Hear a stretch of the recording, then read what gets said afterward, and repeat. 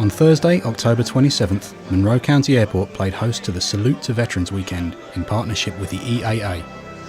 Even the first really cold day of this fall was not enough to deter an amazing turnout, which included 31 proud World War II veterans.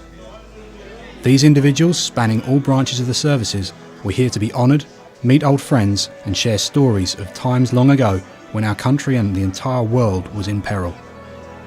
Once things had settled down, the veterans formally introduced themselves. Julian Washburn, 1st Armored Division, 13th Regiment, Fort Douglas, Kentucky.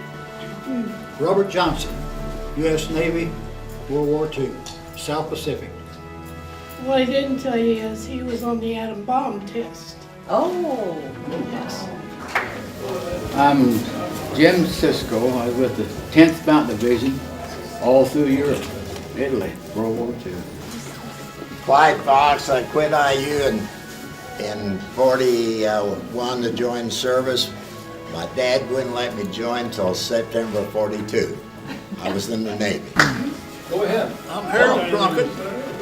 I was ball turret gunner on a B-17 in 1943, North Africa with 56 missions. I'm just another Air Force person. 8th Air Force, 100th Bomb Group. I'm Lee Hutchinson, I'm B-17 radio operator.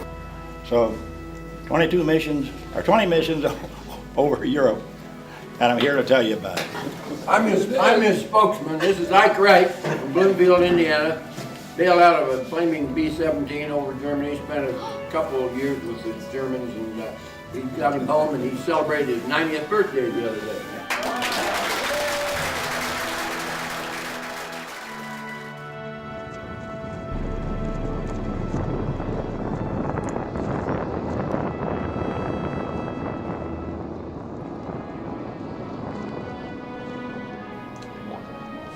A special guest at the event was one of the few remaining operational B-17 flying fortresses, the Aluminum Overcast. Although this aircraft itself didn't actually see combat, it stands as a stark reminder to all of one of the legends of the mighty 8th Air Force.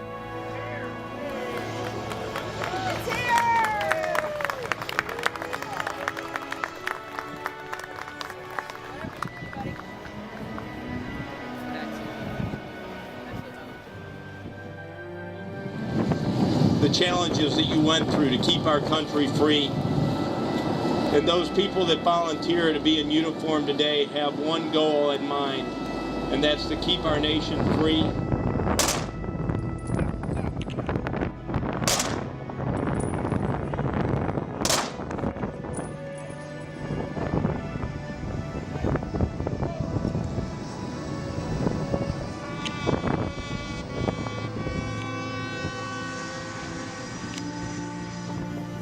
Okay, my name is Dan Bolin. I live in Memphis, Tennessee, and my compadre, Rick Fernald, from Seattle. It's amazing. This airplane has touched literally millions of Americans in some way. Yeah. Their mom worked on it in the factory, or their dad did, or they flew it, or they were a gunner, or a maintenance person. Their grandfathers or their great-grandfathers will bring them out and let them see what they did during the war, because they were young people. You know, they were 18 to 23 years old, the air crews back then, and not much older than teenagers when they were being shot at. There are 15 left in the world. They built 12,731, and there's 15 flyable B-17s in the world.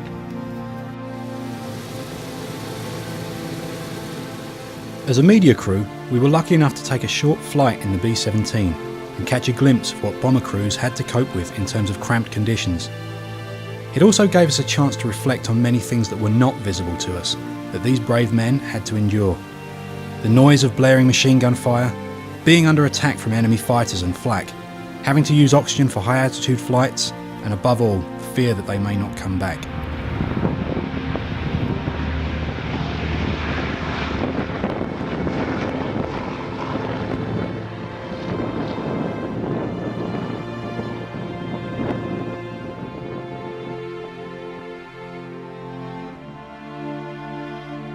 Oh, these days airplanes are a lot easier.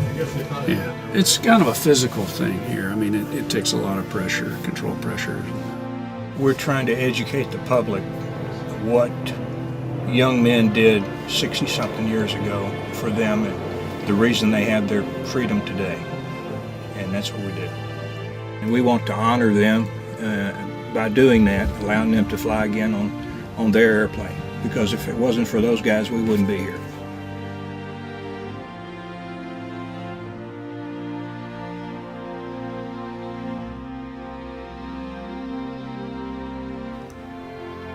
What strikes you most is how little room there is within the aircraft.